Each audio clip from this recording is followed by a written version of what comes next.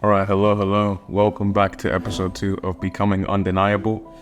Um, if you don't know what this podcast is about, basically I set up my camera and film myself for 5 minutes and just talk about whatever topic I feel like I want to talk about. And if you're wondering what becoming undeniable means, it means that people can't deny you, right? They can't deny that, this person is good at this thing, right? Like I mentioned before, we think about people like Messi, LeBron James, Andy Murray, people who are so good in their domain that they cross over their domain into other domains. Like, you don't even need to know what they do to actually know who they are. You don't need to care about what they do to care about them.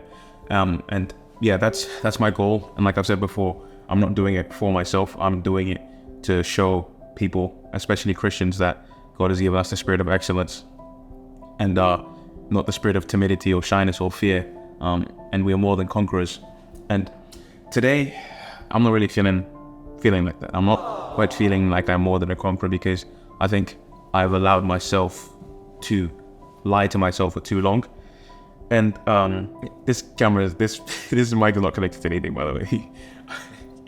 I guess it's like a cool little gimmick that I'm going to be keeping through the videos. But like I was saying, I've allowed myself to lie to myself for too long. I've given myself too many excuses. Like today, I've surprisingly been able to do a lot, but I didn't have to let it get to this point. I could have done a lot of assignments ahead of time, but I thought I had time. And there's obviously other things going on in my life. It's not like I'm intentionally wasting time, but I think my priorities are misaligned. There are things that I know I need to do that I tend to put off because I know it takes a certain amount of time to do. So it's because I know how long it'll take to do that I'm not doing that thing. And I don't think that's what people who are trying to become undeniable will do.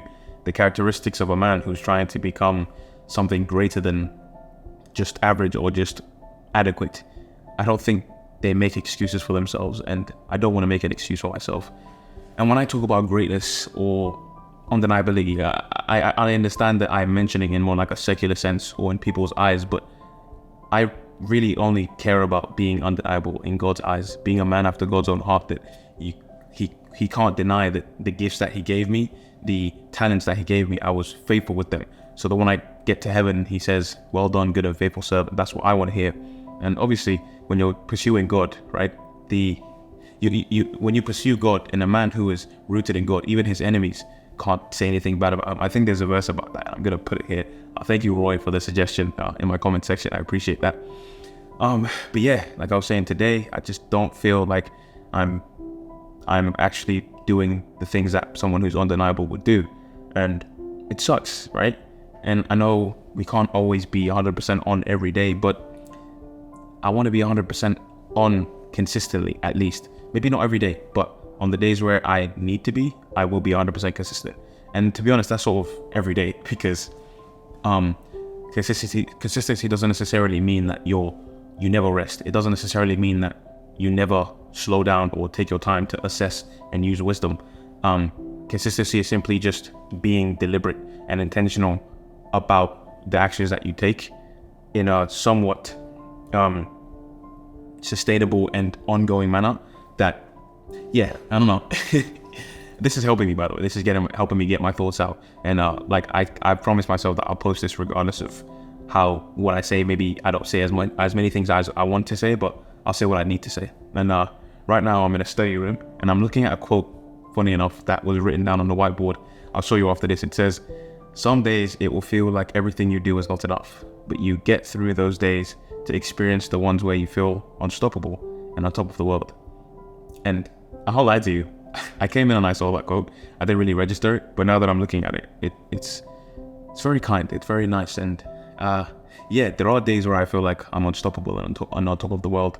And those days do come after I've overcome those days where I don't feel my best, but I still show up anyways. So I guess what I'm going to take from this is that the undeniable people show up regardless of how they feel. They show up even if they fall. They fall down 7 times, but they rise up again.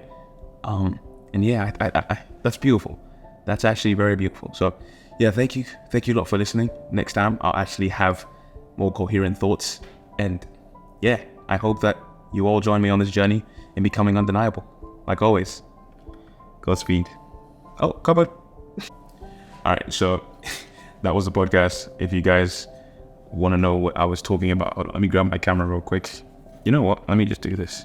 So basically, I forgot to bring my tripod, so I'm recording on this. It was actually placed on top of this. And on the whiteboard, well, you can't really see that, David. Okay, hold on. Let's adjust this real quick. Let's hold on. Yeah, there we go. Well, we'll probably have to flip this image. Oh no, I don't know.